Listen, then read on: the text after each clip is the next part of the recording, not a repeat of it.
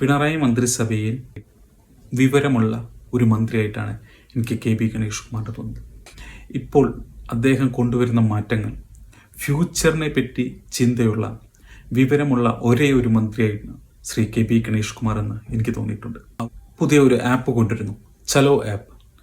Bus എവിടെ എത്തിയെന്നും ബസ്സിൽ എത്ര സീറ്റ് ഉണ്ടെന്നും എല്ലാം അപ് ടു ഡേറ്റ് ആയിട്ട് നമുക്കിനി അറിയാൻ സാധിക്കും.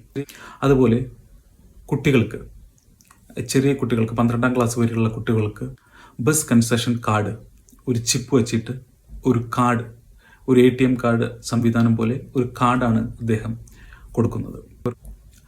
ബസ്സുകൾ കാലിയായിട്ട് ഓടുന്നതിന് പകരം ബസ്സുകൾ ഷെഡിലിടുക. അതായത് ഉച്ച സമയത്ത് ആൾക്കാർ കുറവാണെങ്കിൽ, ആ സമയത്ത് ബസ്സുകളുടെ ആവശ്യമില്ലെങ്കിൽ ആ ട്രിപ്പ് അവിടെ ഉണ്ടാവുകയില്ല.